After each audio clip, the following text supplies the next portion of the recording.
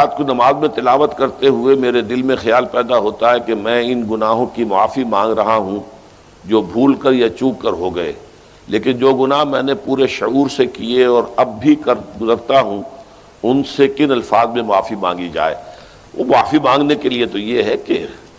رب انی ظلمت نفسی ظلما کثیرا، جیسے حضرت آدم سے خطا ہوئی تھی اور حضرت حوا اور آدم نے دعا مانگی تھی ربنا ظلمنا انفسنا وان لم تغفر لنا وترحمنا لنکونن من الخاسرین، وہ دعائیں بھی قرآن مجید میں موجود ہیں۔ یا جیسے کہ حضرت یونس علیہ السلام سے غلطی ہو گئی تھی،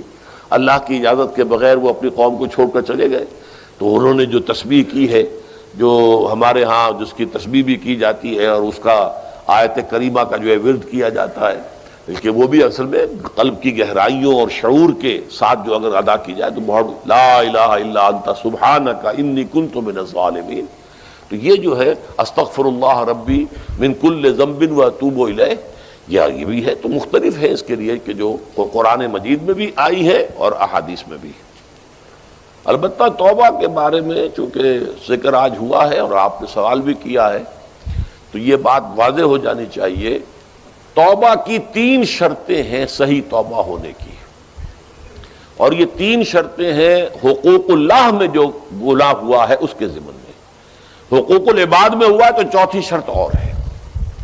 وہ 3 شرطیں کیا ہیں؟ گناہ پر حقیقی پشیمانی ہو، دل میں شرمندگی ہو، تعسف ہو کہ یہ کام میں نے کیوں کیا یا کیوں کرتا رہا اب تک، اور نمبر 2 عزم مصمم ہو کہ آئندہ ہرگز نہیں کروں گا، اور نمبر 3 اس کو چھوڑ دے بالفعل، وہ عزم مصمم پر عمل شروع ہو جائے۔ اگرچہ یہ ہو سکتا ہے کہ پھر غلطی ہو جائے، پھر ذہول ہو جائے، پھر نسیان ہو جائے، کوئی پرواہ نہیں، اس وقت جب کہ وہ توبہ کر رہا ہے نمبر 1 پشیمانی ہو حقیقی،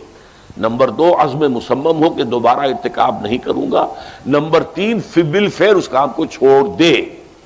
3 کام اگر ہوں گے تب جا کر حقوق اللہ کے ضمن میں وہ توبہ صحیح ہوگی۔ فَإِنَّهُ يَتُوبُ إِلَى اللَّهِ مَتَابًا، توبہ جیسے کی جاتی ہے اس کی یہ تقاضے ہیں۔ اگر تلافی کر سکتے تلافی کیجئے، کسی کا مال ہڑپ کر لیا تھا واپس کر دیجئے، اس کے بغیر معافی نہیں ہوگی۔ اگر وہ فوت ہو چکا ہے، واپسی ممکن بھی نہیں ہے، تو ٹھیک ہے، اللہ تعالیٰ کے ہاں جو ہے وہ اس کا آپ کی نیکیاں اس کے حوالے کر دی جائیں گی۔ یا یہ کہ اگر زندہ ہے آپ اب نہیں بھی دے سکتے اس کا مال، یا آپ نے جا کے کہا بھائی میں نے آپ پر تہمت لگائی تھی، میں آج معافی چاہتا ہوں، خدا کے لیے مجھے معاف کر دیں۔ اور یہاں تک آتا ہے بعض صحابہ کا طرز عمل کہ ایک صاحب اپنے اسی طریقے سے ساتھی سے معافی مانگ رہے تھے، انہوں نے کوئی سرسری طور پہ اچھا جی ٹھیک ہے میں نے معاف کیا، لیکن انہوں نے محسوس کیا کہ یہ دل سے معاف نہیں کر رہے، وہ زمین پر لیٹ گئے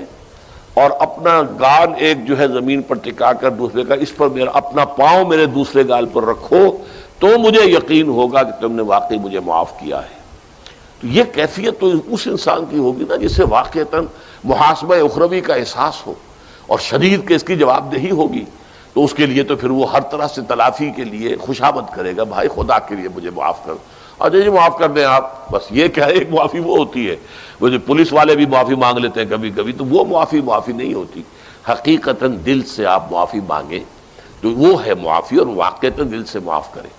تو یہ ہے 4تھی شرط ہے کہ جو حقوق العباد کے سلسلے میں ہے۔